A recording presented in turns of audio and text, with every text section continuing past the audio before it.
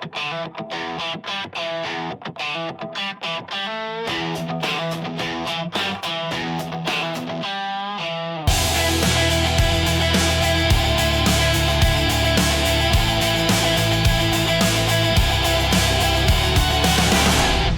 right, welcome. It's the All Access Entertainment Podcast. I'm your host, as always, Joseph Bruen, and we have a very special guest this week, legendary referee in the world of professional wrestling, Mr. Jimmy Korderas. Jimmy, thanks for taking the time today. No, thanks for having me on. I appreciate it, Joseph. It's good to see you, buddy. Same here, man. Always great to see Jimmy, and Jimmy's been a huge part of the wrestling business, of course, with World Wrestling Federation, World Wrestling Entertainment, for so many years. And we've had the honor of having him out here in the New England area, of course, for the Fan Fest and Hall of Fame, which we'll talk about. And really looking forward to the interview today, and really appreciate you being here. Yeah, it's my pleasure, buddy. Anything for you. You know that. Thank you. So let's kick it off with, growing up as a kid. What were some of your hobbies, some of your interests, and maybe when did you first discover professional wrestling? Well, growing up in Canada, in Toronto here, obviously hockey was a big part of my growing up as a child. I loved not only watching it, big Maple Leafs fan, one of the few people who's still alive. Last time the Leafs won the Stanley Cup, I got to witness that as a 5-year-old, which is kind of cool, but, heartbreaking since then, to say the least. But, I was always into sports. A couple of things. Sports. I love sports. I love music. And I love entertainment. I was a big fan of sitcoms when I was a kid, watching old school stuff. I'm going to date myself here, watching stuff like the Dick Van Dyke Show and I Love Lucy. And even a little later on, getting to watch stuff like All in the Family, which you can't get anywhere anymore. Nobody airs that stuff anymore. But again, sports was a major part, especially hockey. But then here in Toronto, we used to get wrestling pretty much all day long on television because Maple Leaf Wrestling was the main source, the Tunneys, who ran out of Toronto.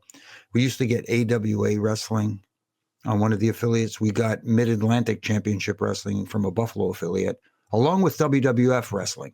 Wow. On another Buffalo affiliate, because we're so close, that those were the networks we would get here. Even if you had an aerial, just an air to get over the air television, sure, we would be able to watch that. And then we were fortunate enough to get cable, so we would see international wrestling from Montreal. Calgary Stampede Wrestling was on, even stuff from Vancouver. After Hockey Night in Canada on Saturday nights, I'd watch a Leaf game and then I'd stay up late and watch All-Star Wrestling from Vancouver. So it just right away I gravitated towards wrestling. I loved it. There was just something about it that really clicked with me and stayed with me till this day. And what was the first time that you actually attended as a fan in person? I want to say I was about 9 years old. There was an event running here in Toronto. It was an outdoor stadium show at Varsity Stadium in Toronto. And the main event was Dory Funk Jr. defending the NWA World Heavyweight Championship against the original Sheik, Eddie Farhat. Wow. Who was big in this territory because he was from Detroit. It's not far from here. So he was here often. He ran, he appeared on a lot of the Tunney shows. Sure. And, we were sitting in the seats, and my next door neighbor, Billy Kufis, his dad got us tickets. He took us down. It was an easy trip on the subway. It took us straight right down the line because we were like 5 minutes walk from the subway station. So we took the subway there and we were up in the stands. And then I don't know what possessed us. We snuck down onto the field and got up close and watched a bloodbath. Oh. And you're thinking as a 9-year-old, you'd be terrified. And it was like, no, I don't know what it was. I'm like, wow, this is insane. And then I just said, I love this. Yeah. So that was the moment where you decided that you wanted to maybe be involved somehow? Not then. I just wanted to attend as much as I could. But as a kid, you can't, every once in a while, my older brother would take me with his buddies, high school buddies. And of course, they kind of clued in quickly. So what they would do, which kind of confused me as a kid, is cheer for the heels back then. and I was like, why are they cheering for the bad guys? And, all the people around them, especially the elderly people, would get all mad at them and start cussing them out and stuff like that. And I'm like, what is he doing? Why is my brother like, and then I'd, when we'd get home, I'd say to my brother, I said, Peter, why are you cheering for all the bad guys? Why is it? He goes, because I want to rile up the people around us and get people fired up. So, and as I got older, of course, and got older and was able to go on my own, that was it. I was hooked for life. I'd never missed a show at Maple Leaf Gardens. And how did you figure out how to get your foot in the door when you first decided, you know what, I'd like to try this out, give it a shot? How did it all come about? It was by accident. It wasn't like I had a conscious effort where, okay, I had a game plan. This is what I'm going to do to try and become a part of this business in some form or fashion.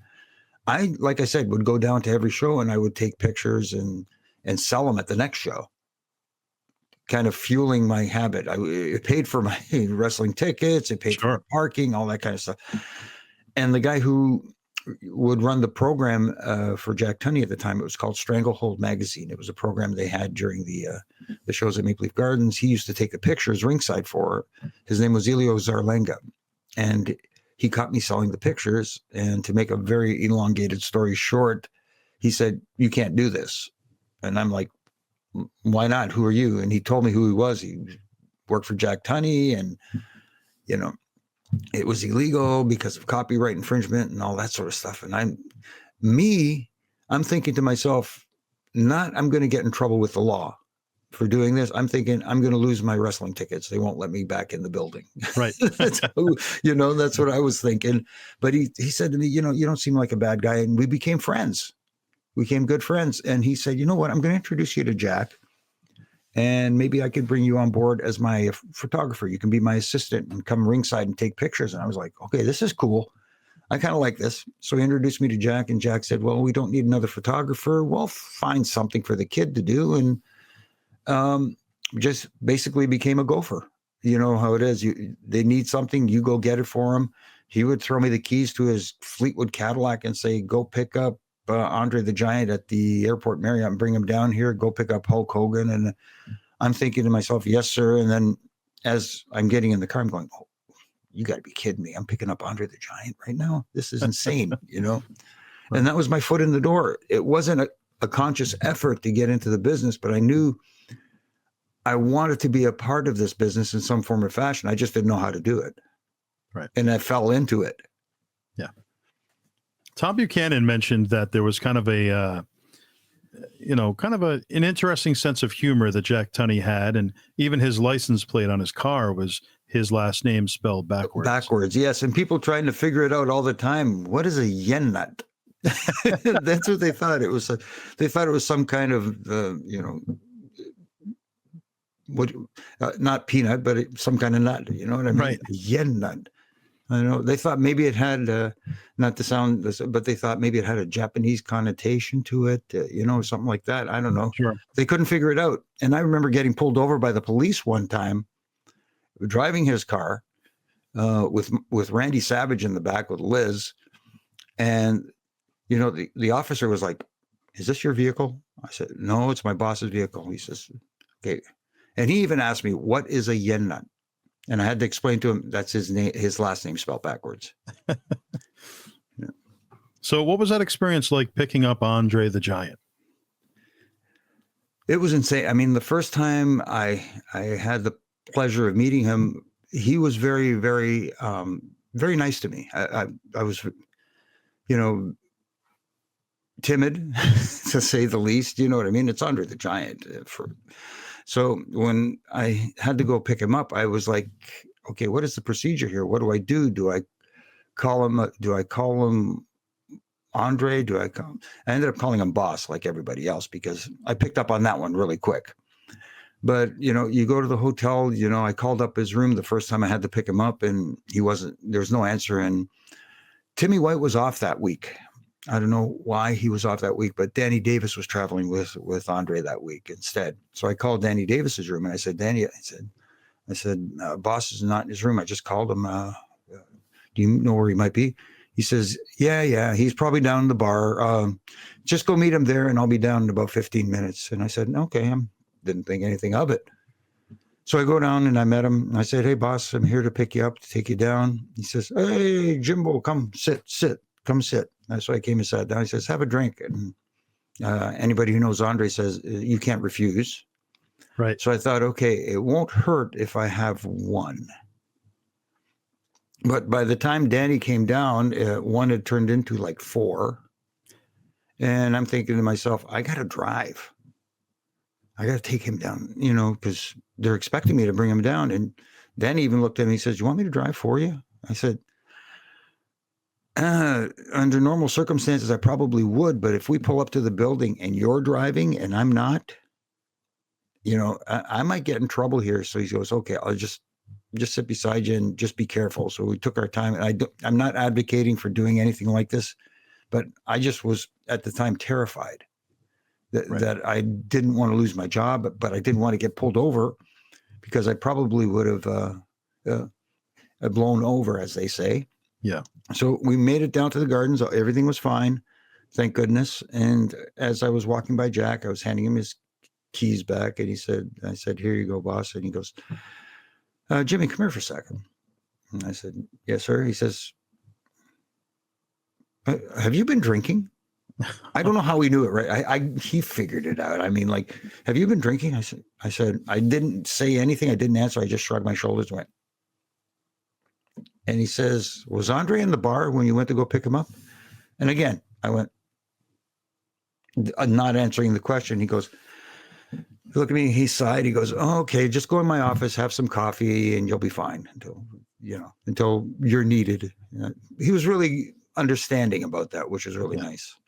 I'm sure that wasn't the first rodeo when it came to situations like that with Andre. No, I think everybody had figured that out by then. I think this was more of a test or something. I don't know, in some form or fashion, but it was a quick lesson that if I was scheduled to pick someone up like Andre I'll give it, let's say 5 p.m., pick them up at 5 p.m., I would be there at 4:59. So I wouldn't run into that trouble again. So, you'd be more familiar with Jack, obviously, even prior to working with him, because you saw him at the shows. Those were his events in Canada. Here in the States, Jack is kind of perceived as like a very mysterious, nobody really knows his personality. He hasn't really done any interviews at that time that have surfaced anyway. And obviously when he was around, there weren't wrestling conventions as often or anything like that. So the interactions just weren't there. So why don't you tell us a little about Jack the Man? What was he like to be around? Did he tell stories? Was he one to, was he a private guy? He did keep a lot to himself. I mean, he was always available, easy to get along with, easy to talk to. I never had a problem with him in that regard. He was the kind of guy that didn't want to take away from the talent. Even when he was designated as the president of World Wrestling Federation at the time, I felt like he was a little bit uncomfortable in that role because he thought, he as a promoter, he shouldn't be a figurehead on television. I mean, everybody knew that he was the promoter in Toronto. It was his promotion, and he was running the Canadian office, which was the Canadian arm of the WWF at the time. But I almost felt like he had a little bit of an uncomfortableness to him when he appeared on television. I think, I hate to say it, but I think it showed a lot of times. People who look back at it, he started to grow into the role as he appeared more often, but at the same time, you could still sense that maybe he wasn't comfortable doing it. But as far as behind the scenes, always easy to get along with. Until you did something wrong, and then he would talk to you, but he wouldn't blast you. He'd give you a good talking to, and it was almost like someone giving you a lesson. Sure. Yeah. Now, why do you think that? Obviously he was, like you said, he was in charge of the Canadian wing of the World Wrestling Federation. Why do you think he was chosen to be the on-air president of the WWF? he had this presence about him. You know, he looked like a guy. Him and Gorilla Monsoon had that same aura in the way they looked. It was all in presentation. Sure. And, you know, Gorilla Monsoon at the time was on-air talent. You know, him and Bobby Heenan, of course, were doing their thing together. So to have him as the president at the time kind of didn't fit because he was so valuable in that role. Right. So they needed a figurehead president. And since Jack was available and he was at all the television tapings anyways, he was, in their mind, the obvious choice to be president because like Jack didn't feel comfortable being on television. I think Vince at the time didn't want to be the guy. Yeah. You know. Well, as a kid growing up for me, he was definitely an authority figure that you took seriously. I gave him respect and I was like, okay, this guy's, you must be the owner of the WWF or, however it may be. But a lot of people probably perceived him that way, not knowing that Vince was actually the man behind the magic. But yeah, back when it wasn't so that information wasn't so readily available. Right. Mm-hmm. And I've always had a respect for a lot of the behind the scenes people and, because it's not just the on air personalities. And I remember I had a friend one time who went, their father knew somebody in security. So they went to the Providence Civic Center. They went to a show and met a couple guys, got back. We talked about it. And I was like, oh, who did you end up meeting? And she was so disappointed. She was like, oh, I only met Gorilla Monsoon and Jack Tunney. And for me, I was like, oh, I would have killed to meet them, but right. The respect level just wasn't there. She was more of a casual fan. Mm-hmm. So, she didn't, but man, I would have killed to have met Jack Tunney at one point. But transitioning, fast forwarding a little bit. So you're working for Jack, you're doing different oddball jobs, kind of doing whatever's needed. At what point did you get into the World Wrestling Federation? What was that experience like first getting there and how did that happen? Well, like in Toronto, they used to run the Maple Leaf Gardens every 3 weeks. And it was exclusive at the time. Now it's exclusive WWF talent. So by de facto, I was kind of working for WWF at the time because Jack was, in charge of the Canadian wing of the WWF. And someone who would always frequently come up to Maple Leaf Gardens for the shows was Pat Patterson, who was Vince's right-hand man and brilliant, had a brilliant mind for the business. And Pat and I kind of hit it off right away. He had the same kind of mindset. Even back then, I was kind of the dad jokes. I was into the dad jokes thing, and I was throwing around. And of course, Pat is a laugh a minute. Anybody who gets to know him gets to know that Pat is just that kind of guy. So we got along very well. And then one day, he just goes up to Jack and he says, you know what, Jack, we've got the kid over here. He's running all these errands for us. He's going to pick up guys during the show. He's waiting for something to do. He says, why don't we use him? We'll just make him a referee. We'll train him to be a referee. And Jack, I'm standing right there. And Jack says to Pat, he goes, yeah, but do you want to smarten the kid up? And Pat's like, Jack, like he's been around for a while. He's sitting in the locker room with the boys hanging out. I think he kind of gets what's going on here. You don't have to, So Pat told me to get the old black sneakers, black pants, a blue shirt and a bow tie and carry it with me at all times. And that was my foot in the door. But I wasn't smart enough at the time to think, okay, before I set foot in a ring, talk to somebody and find out exactly what this entails. What is the job of a referee? What am I supposed to do? I didn't think that. Right. So all I did was, I'd travel around the shows, waiting for the opportunity, waiting for someone to say, okay, get your stuff and put it on.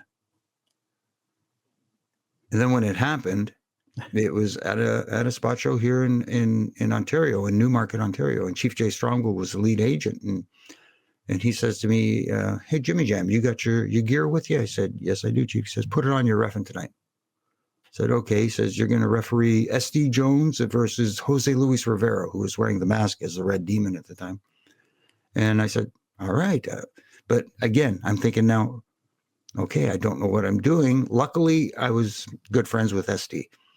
So I went to SD. I said, SD, I got some good news and some bad news. He says, oh, okay. Well, what's the good news? I said, I'm reffing your match tonight. He says, oh, awesome. What's the bad news? I said, I'm reffing your match tonight. I have no idea what I'm doing. He says, okay, I'll tell you what. He says, just stay close to me. I will talk you through it and you should be fine. Just pay attention and listen to me. And which he did. And I probably looked like a robot in there, just nervous as hell. And after the match, he sat me down and says, okay, you got that out of the way. That's your first one. Now what you need to do is go talk to all the other referees, the veterans especially, and talk to the boys. Ask them what they want of you, how you should, present yourself in the ring, what your job entails. And he says, you're not going to get it right away, but with time and with reps, you'll eventually get it. I think you understand. You'll understand. And that made me feel a lot better. That's for sure. And that's what I did. I went to the guys that were veterans there, and I asked, even the ones from up here in Ontario who work locally, I talked to them all the time. I talked to guys like Dave Hebner, Timmy White, thank God, bless him, and they were very, very helpful. They just understood that I needed help. Right. So SD was one of those first guys that were kind of extending his hand to help you out. Oh yeah, SD was great. I loved SD. Him, Tony Atlas was fun, mind you. Tony was more.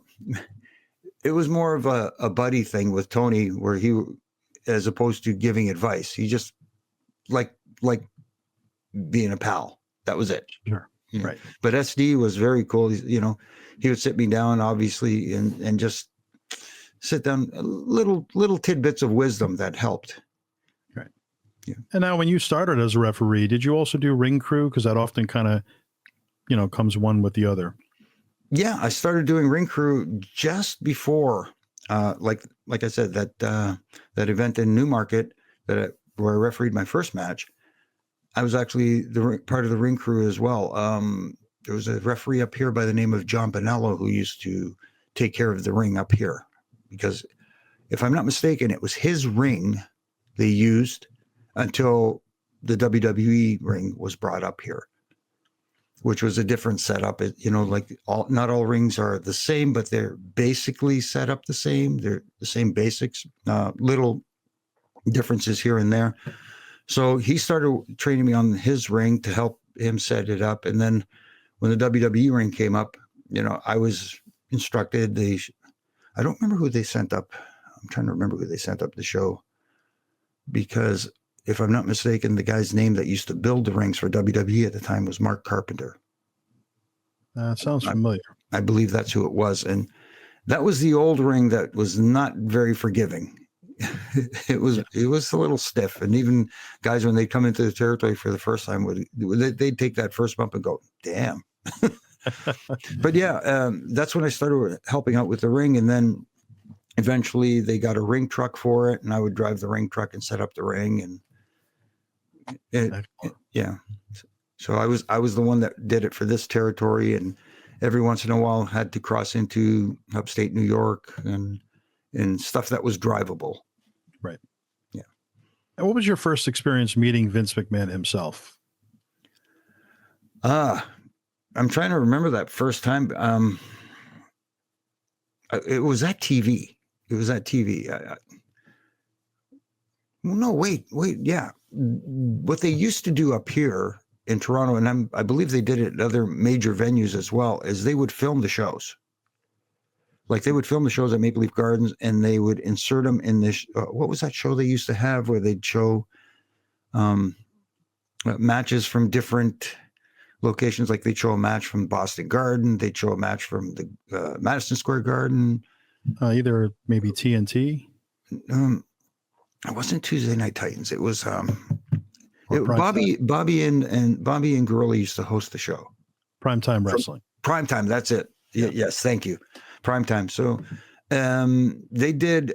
I remember they filmed one of the events up here where the main event was Randy Savage versus, I want to say it was Savage and Piper, if I'm not mistaken, and which ended in a big brawl on that ramp and stuff like that. Yep. That was the first time Vince McMahon, I'd met him in person, and it was very brief.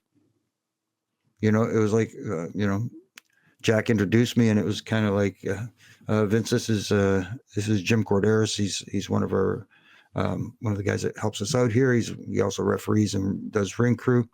Nice to meet you, pal. Welcome aboard. That was it. Yeah. That was it. Thank you very much. But he's a little bit intimidating because he's a big dude. Sure. So, and I didn't know what to make of it. I'm like, maybe doesn't care. Okay, whatever. Right. But I felt like, okay, but I work for Jack, and Jack is cool. So, but at that time, I didn't process the fact that Jack works for Vince. Right. Exactly. Yeah. And how long did it take to start feeling a little more comfortable with Vince, as you were around him more? Well, it took a little while. When I started doing television in the States, when I used to travel to do TV in the States, that's when it felt more, because he was more readily available to speak to, and he would come and give you instructions sometimes when you needed it. And he was, when you're around him more, you feel a little more relaxed because you see that he's not always that gruff exterior that you see. He does have a fun side to him. He likes to have fun sometimes. Sure. You know what I mean? I'll give you an example. I was at TV one time, and I was at the TV hotel, and I used to have a bad habit. I used to smoke. That back then pretty much everybody did, but yeah. I used to smoke, and Vince hates cigarette smoke. Anybody who knows it's famous that he hates to smoke. The only guy that can get away with smoking around him was Pat. Like, he'd tell Pat, "Hey, Pat, put that cigarette out. That's disgusting." He said, Pat would be, "Yeah, one more, Vince." And, he'd try to blow it in his direction just to piss him off. You know what I mean? So, but the rest of us, I try to avoid being anywhere near him if I was smoking. So at this time, it was so long ago. They used to have those ashtrays by the elevator at the hotel. You couldn't smoke in the elevators, but they had the ashtray outside. So yeah. I'm smoking a cigarette. I'm getting to the elevator. I'm take my last drag, and I'm putting it out. The door's open. There's Vince standing there with Hulk and Brutus and Brian Blair. And I've got this smoke. I'm like, I just took this in, and I'm like, and I'm frozen. And Vince is like, "Come on in." And I'm like, "Oh, geez." So I'm trying to blow that smoke out the other way. And I get in the elevator, and he's giving me the talk about how smoking is bad for you, and it's not good, and it's going to affect your health and going forward. And while he's doing that, there's Hulk behind me. He's hitting me with elbows in the ribs. So I'm kind of standing there with my bag, but I'm flinching forward with every elbow that he threw. And he looked down at me, and he's like, "You all right?" He said, "Yes, sir." He said, "You seem to be having a problem." No, I'm fine. And there he goes. And I'm getting nudged again. And then I found out later that even though he gave me the lecture, and I know he didn't like cigarette smoke, he was just messing with me because he likes throwing his weight around. With literally people. Yeah, literally. And then there was this other time after TV at the TV hotel. Do you remember the fedorettes? Yeah, absolutely. Yeah. Well, there was this unwritten rule that there was no fraternizing with the fedorettes. Okay. And after TV, I went to the bar in the hotel, and they had music playing, and the fedorettes were out there dancing on the dance floor. And I just went out there to dance. There was nothing, no intentions, just, hey, I'm going to go out and have some fun and dance. Vince comes walking in the bar. Now, I'm not thinking anything of it. Now he comes storming out to the dance floor. And I'm thinking, am I in trouble? Like, what? And he goes, "James," and now it's James. You know what I mean? "James, what are you doing?" I said, "Just dancing." He says, "What are you doing?" I said, "Just dancing." He says, "Dancing? You call that dancing? That's not dancing. This is dancing." And then he starts going into full, what was the video? Stand back. He goes into full stand back mode, and I'm like, okay, cool. I'm backing out of here. And I just left the dance floor there. So when it comes to the fedorettes, obviously we saw them at WrestleMania. They would, take the gear from everybody and bring it back. What other association did the fedorettes, other than that TV role, did they have with the company? Was there anything else, or did they have experience in the business, or were they just randomly chosen? I wish I had a better answer for you, because the only thing I only saw them take jackets and do their duties around the ring. I didn't see if they had any other duties. Gotcha. I don't believe they did. I think they were just there as a presence to add something to the TV presentation, and that's it. Sure. And then moving forward, some of your favorite venues, arenas, as you kind of went a little further into your career. Why don't you just talk to us about that? Whether they don't have to all be Canadian venues, but anywhere. No, but I have to put the Maple Leaf Gardens in there for sure. Obviously, that's like Madison Square Garden North. So, enjoyed performing at Madison Square Garden. Wasn't thrilled with load in and load out at Madison Square Garden, because anybody that knows that place, everything has to come up that long ramp up to the third floor or whatever, which didn't make it easy. Yeah. And again, I might get blasted for this, but it was a union building, very strict union building, where we weren't allowed to do very much outside of help direct traffic while they did most of the work, and they did it at their pace. Because I was even though I had Chimmel saddled to me for most of my time there. Yeah. We like to get things done. Sure. As opposed to just, okay, we'll get done when we get done, especially on TV days. You want to get it done, get it over with, so everybody can get their job, because there's so much involved with TV. But I enjoyed that there. Man, some great venues. Philly was always different. I which one was really nice. The Astrodome was actually special. You're there for WrestleMania. When WrestleMania started going the stadiums. Yeah, that was unreal. But sometimes intimate venues are nice. The Manhattan Center was special as well. Love that place. That had a really cool feel to it, and that was another one that was kind of difficult to load in, right? Yeah, absolutely. You had to bring everything up in an elevator, which wasn't easy. And again, if it was the rings they have today, you'd never be able to do. I don't know how you'd get those 20-foot planks up there. Right. Back then, they had the 4x8 plywood, which was at least a little easier to get up the elevator. What was the capacity in the Manhattan Center, you think? Oh, was it? Was it 1,200 max? If they jammed it in there, I think something around there. But again, there's just a different feel about it, Yeah. No, it definitely had a unique presence. Like you said, it was intimate, and I think people were definitely digging that look and that feel. And obviously, WWF enjoyed going there, because Monday Night Raw was basically stationed there for quite some time. Yeah. It also, atmosphere, it sounded good. It looked good on television, especially at a time where it's not as important right now, like it is right now, where you want to look like it's in a huge venue. Right. I think then you look at the old WCW when they used to run the studio show on Saturdays. It was more about putting a product on television as opposed to making it look. I'm trying to find the right words here, but you know where I'm getting at here. Yeah, absolutely. The size of the venue didn't matter as much for television as it does today. Sure. Now perception is reality, especially in today's world where everything has to look grander. Yeah. Back then, it was just put a nice product on television that looks good, looks intimate, sounds good. The acoustics in there were great as well.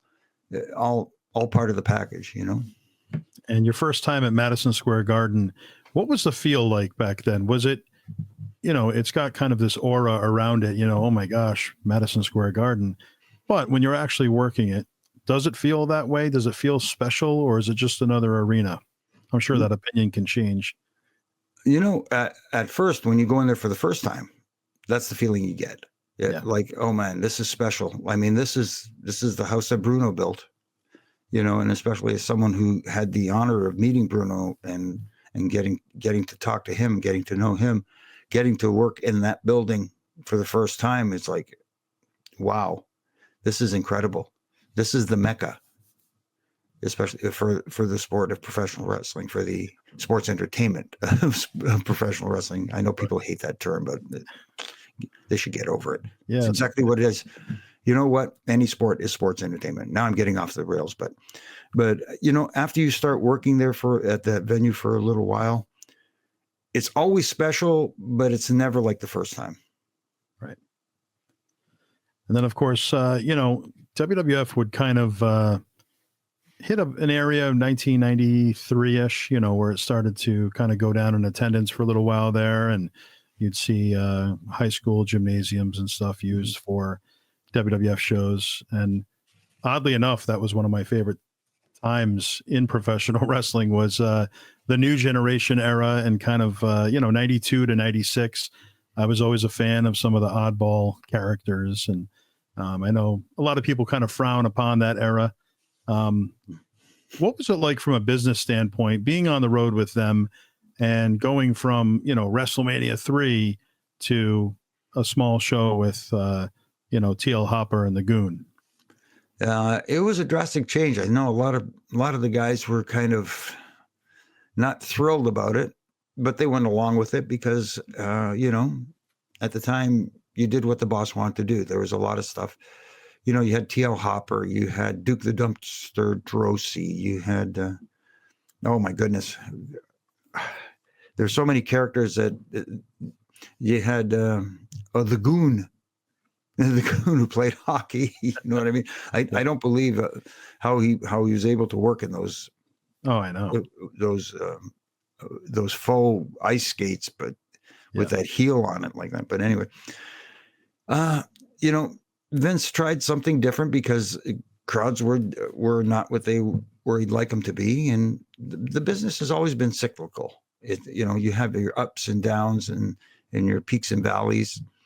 And he tried something different. And some people, of course, the younger crowd gravitated towards it because they were more into characters. And some of the older crowd were like, okay, this is a little bit offside. Not my cup of tea. And I understand that. But he did try something different, try to get the audience back. I think, I don't think it worked. Let's put it that way. Yeah. Yeah.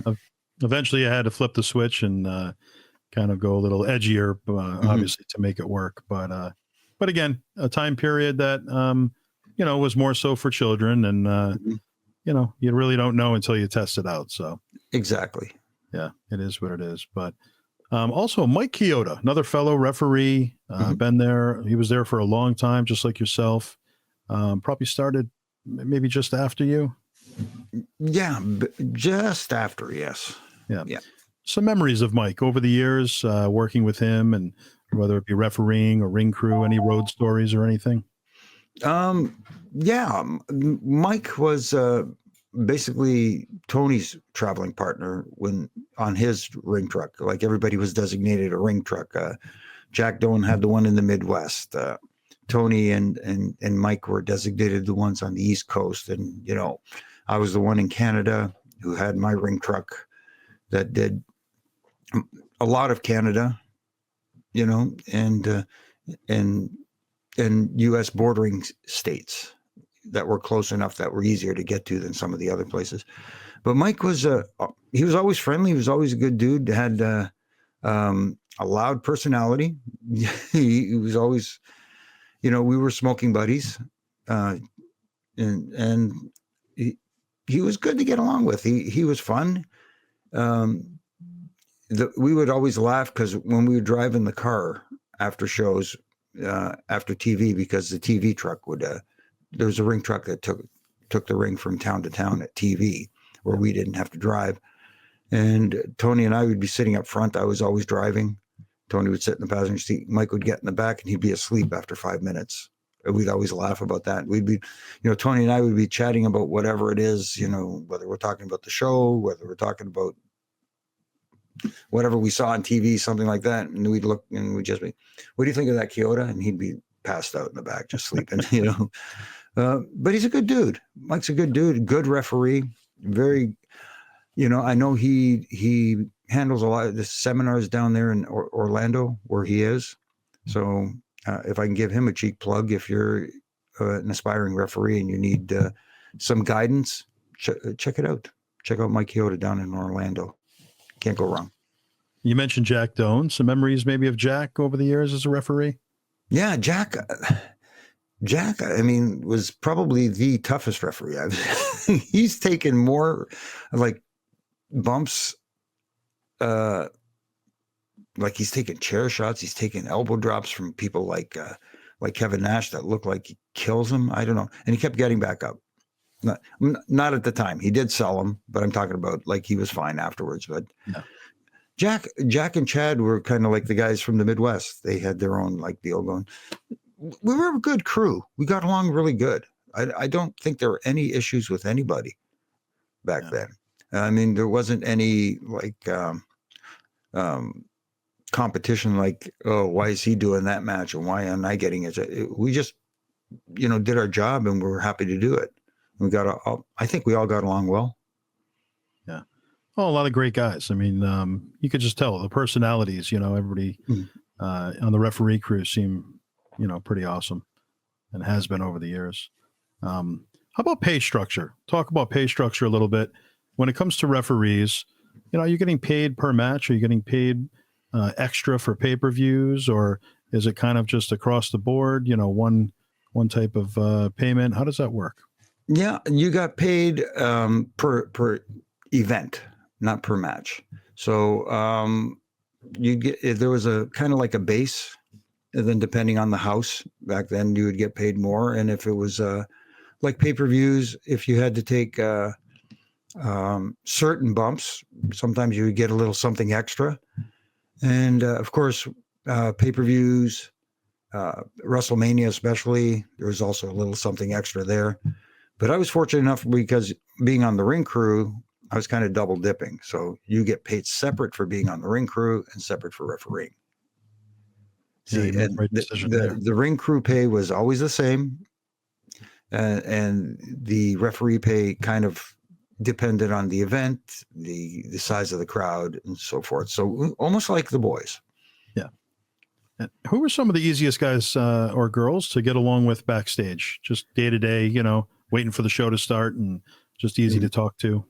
Where do I begin? A lot of guys. I mean, I could start with my old Canadian gang. Guys like Edge, always had fun hanging with him, talking to him, because I was already there when he first came in. So it was kind of cool having somebody from Toronto. That was one of the advantages of having the office in Toronto too, because I like to think that if it wasn't for the office in Toronto, some of these Canadian talents wouldn't get an opportunity like they did, because sometimes whether it was Jack or whether it was Carl DeMarco who succeeded Jack as running the office in Toronto, would always send tapes or something like that. That's, hey, here's a guy you might want to take a look at. I think it's someone you might be able to use or something like that.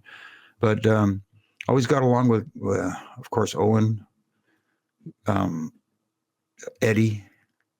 Eddie was great. Kurt Hennig, for some reason, I don't know what it was about Kurt Hennig.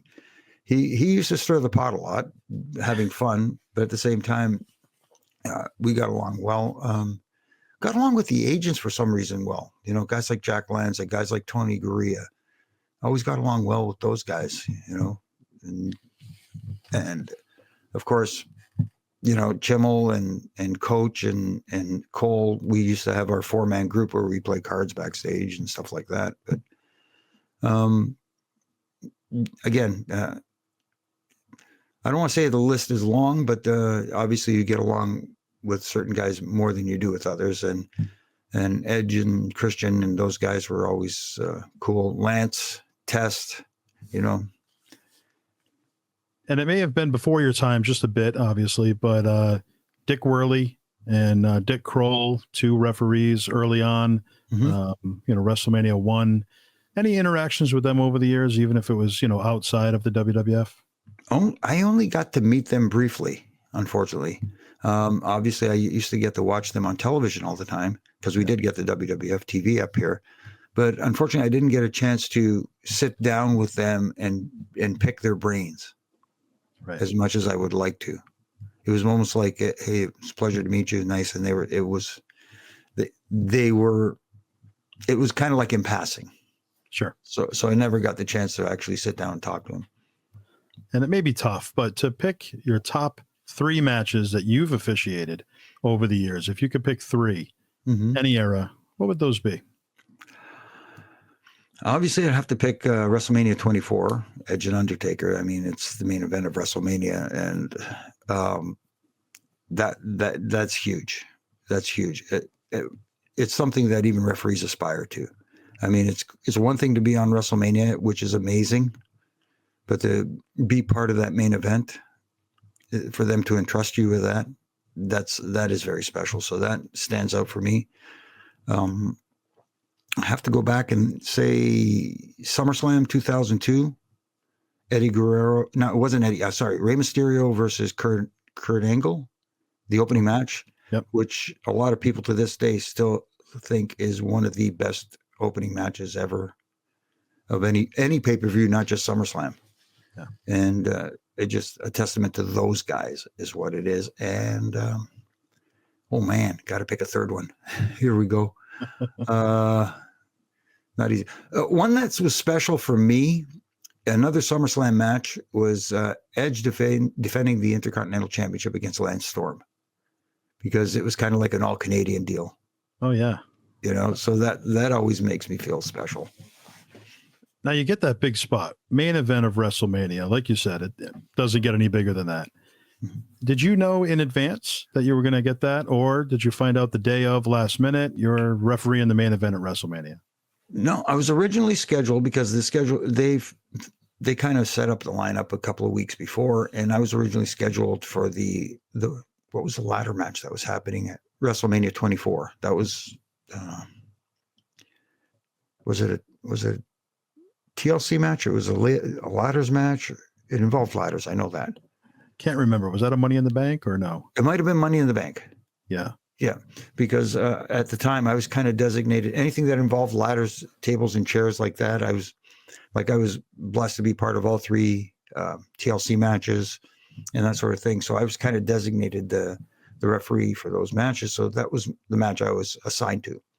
And then about a week or 2 before WrestleMania, I was approached by Edge in the locker room, and he just said, "Jimmy, can I talk to you?" And I said, "Absolutely." I said, "What's up?" He says, Taker and I have been talking. We'd like you to referee our match at WrestleMania. I'd love to have you referee my match at WrestleMania. I said, "Oh, really? That'd be an honor, but I'm already assigned a different match." He says, "Don't worry about it. We can get it changed." I'm going, okay, but right. I appreciate it. Thank you. So then I ran into Taker, a little while later, and he said, did Edge still talk to you? I said, "Yes, he did." He says, "Are you cool with that?" I'm thinking to myself, why is he asking me if I'm cool with this? Of course I'm cool with this. I mean, like, who wouldn't be? Yeah. So, and that's how that came about. And, I know my understanding was some people were upset because they think I politicked my way into that match. And furthest thing from the truth. I never did that. I have never, went to somebody and say, "Hey, can I ref your match?" Right. I just took what I was assigned and was glad to do it. And do you get a bonus if you're a referee in a main event at WrestleMania? Yes, you get a little bit of a bonus. Yeah. Yeah. Okay. Because I know that's how it works with the wrestlers themselves. So I didn't know if that was just across the board. Yes. Yeah. Obviously, probably not as big a bonus as the boys would get, but a bonus is a bonus, right? Yeah, I'll take it. Yeah. Yeah. Now, this might be a tough one for you, too, because there's been so many greats over the years. Strictly Canadian, the top 5 Canadian wrestlers of all time. Who would you put there? Ooh, now you're putting me on the spot. Okay. Obviously, in no order, right? No order. Just top 5. Okay, thank you. That takes a little bit of the pressure off. I would say, of course, Brett has to be on that list. Roddy Piper, because people seem to forget, even though he was announced from Glasgow, Scotland, he is Canadian. Leo Burke. I think people forget about Leo Burke and how good he really, really was. Leo was fantastic. I'm trying to think more in our area here in Canada. Edge is on that list. I know, maybe a little biased, but I got to put Edge on that list. Okay. And so you got one more. One more. Sorry for killing time here. That's okay. Boy, if I got to put one more on that list. Canadian. Okay, come on. Because I believe he was born in Quebec. I'm going to go with Pat Patterson, not only for what he did in the ring, but for what he did outside the ring. And he was just a brilliant mind when it came to wrestling. He was on a different level from everybody else. And while we're on that topic, the popular question everybody gets asked, the Mount Rushmore of wrestling, and you can look at it anyway, who made the most money, who's your personal favorites to work with, whatever it may be. But your Mount Rushmore of professional wrestling could be any league over the years, any era, top 4. Okay, top 4. I'm gonna say Hulk, because I honestly don't believe we'd be where we are today if it wasn't for him. I mean, don't get me wrong, wrestling would be here, it'd still be popular, but it would never be at the level it is today without the Hulkster. He was the right guy in the right place at the right time for Vince's vision to turn it into the global phenomenon it is now, because nobody in their right mind envisioned what it's going to be, what it is like it today. Nobody. They could say, yeah, I figured it someday it would happen.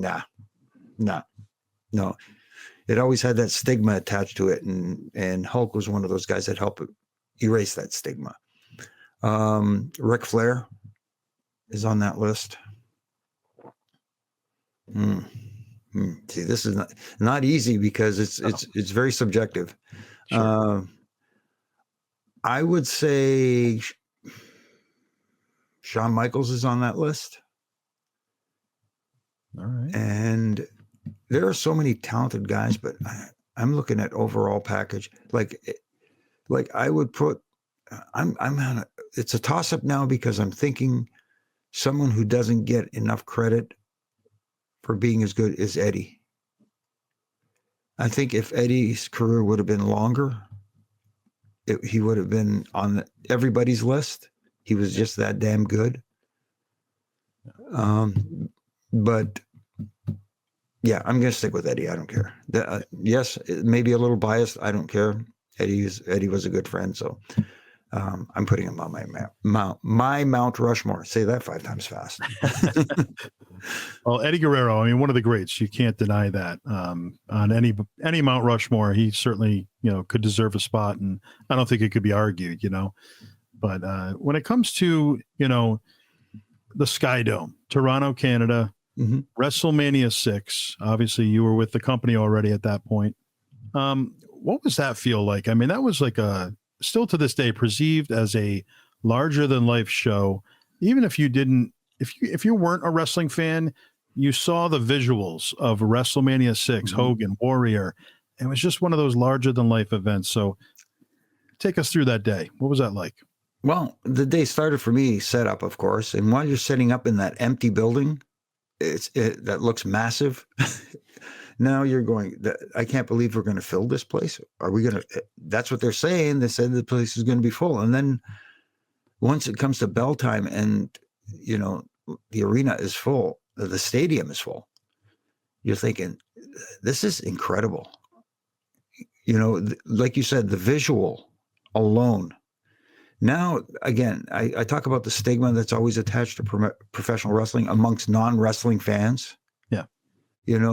Now they see this and they go, some will say, I can't believe that there's so many people there going to watch this. And then there's others who say, there's so many people. There's over 60,000 people at this event. Maybe there is something to this, and maybe they will sit down and pay attention to it. I think that was the importance of the Silver Dome. That's the importance of when the Sky Dome ran.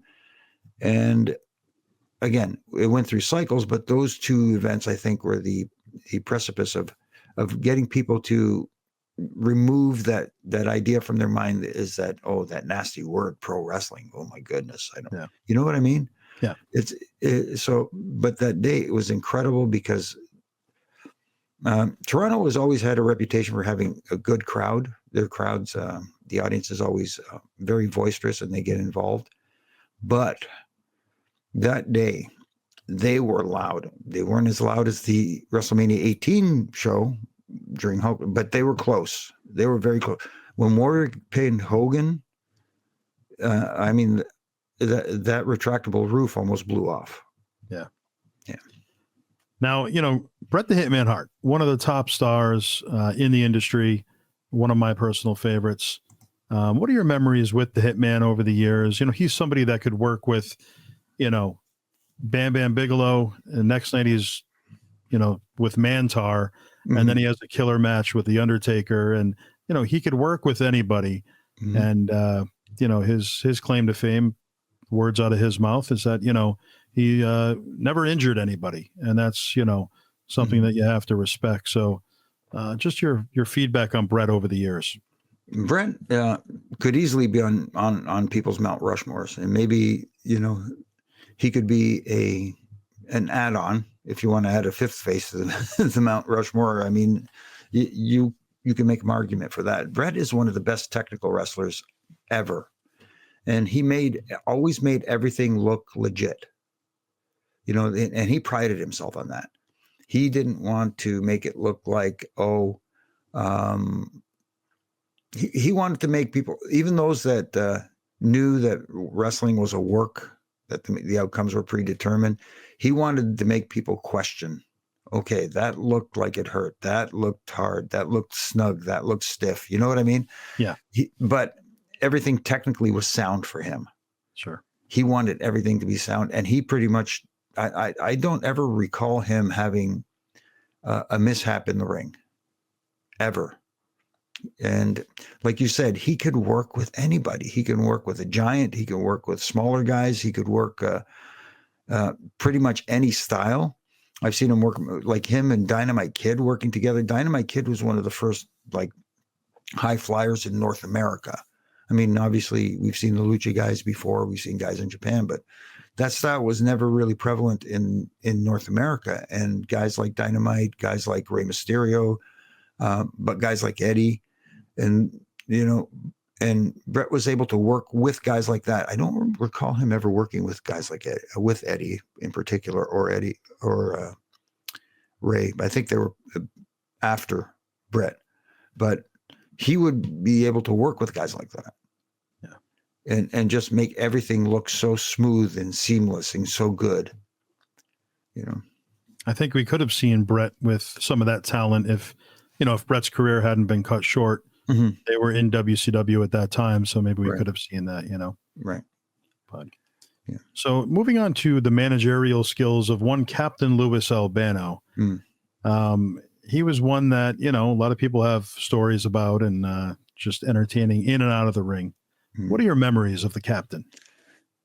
He was always, you always knew Captain was around. Cap was always, you can hear him a mile away, but I don't recall him ever.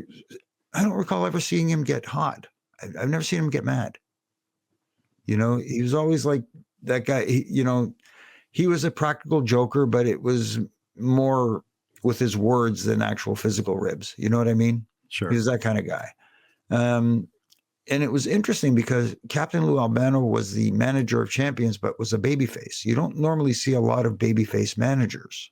Right. And so that was unique and different.